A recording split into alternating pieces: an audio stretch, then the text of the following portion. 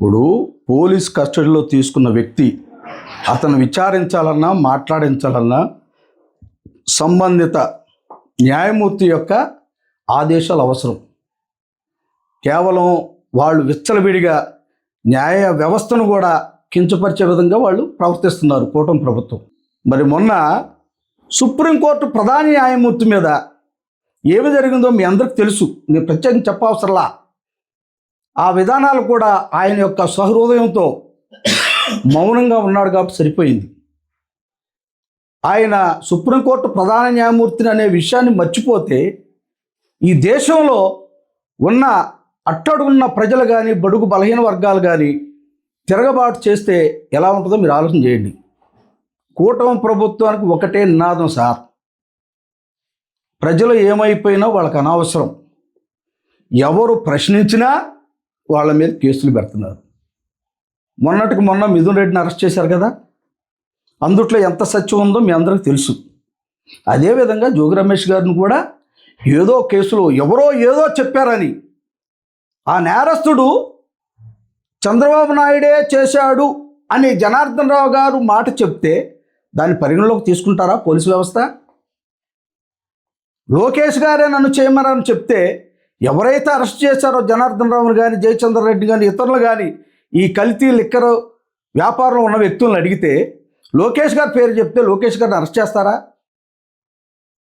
Journalism కూడా చాలా విధానం ఉందండి. ఒక పేపర్లో ఒక విధంగా రాస్తున్నారు, ఒక పేపర్లో ఒక విధంగా రాస్తున్నారు.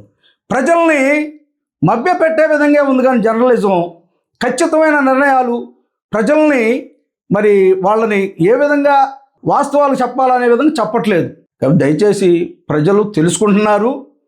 మీరు అనుకుంటున్నారేమో కల్తీ మద్యం విషయంలోనే మహిళలు తిరుగుబాటు చేస్తున్నారు అనుకుంటే పొరపాటు. ఇప్పుడు విద్య వైద్యం మీద కూడా పోరాటం బిగినవుతుంది. నాయకులు మీరు ఒక్కసారి ఆలోచించుకోండి. పాత సినిమాల్లో ప్రజలు చీపురు కట్టలు చెప్పులతో తిరుగుబాటు ఎట్లా చేశారో ఆ విధానాలు వస్తాయి.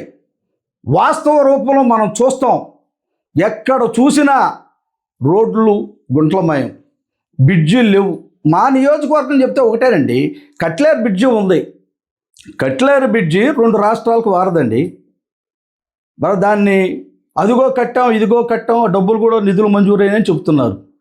ఎక్కడ కూడా ప్రజలకు ఇచ్చిన వాగ్దానాలు మసిబూసి మారేడుగా చేయటమే కానీ అవి గనక వాస్తవ రూపంలో రావట్లా. ఎక్కడ కూడా కప్పగంతుల్లాగా దాటేస్తున్నారు.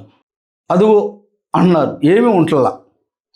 నేను ఒకటే, ఇవన్నీ కాదండి, జోగి రమేష్ గారి విషయంలో కూటమి ప్రభుత్వం తప్పుడు నిర్ణయాలు తీసుకుంటే ఆకాశం మీద ఉమ్మేస్తే తిరిగి తన మీద పడటం ఎంత వాస్తవం, జోగి రమేష్ గారి మీద నిందలు వేయటం కూడా అంతే నిజం.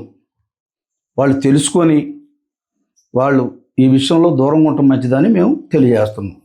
బలహీన వర్గాలతో పాటు దళితులందరూ కూడా అండగా ఉంటారు.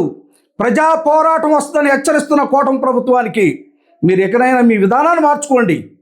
మీరు ఏవైతే ఎన్నికల్లో వాగ్దానాలు చేశారో ఆ వాగ్దానాల్ని అమలు చేయడం కోసం ప్రయత్నం చేయండి. కానీ వైసీపీ నాయకులు జోలికొచ్చినా, మరీ ముఖ్యంగా బడుగు బలహీన వర్గాల ఆశాజ్యోతి జోగి రమేష్ జోలికొచ్చినా, మరి ఈ రాష్ట్రంలో మరి ఎస్సీలు బీసీలు ఏకమై ఉవ్వెత్తున లేచిన కెరటంలాగా మీ ప్రభుత్వాన్ని అణగదొక్కటానికి, మీ ప్రభుత్వాన్ని పడవేయటానికి కూడా వెనకాడరని మీ ఈ విధంగా హెచ్చరిస్తూ మీరు ఆలోచన విధానాలు మార్చుకోవాలి.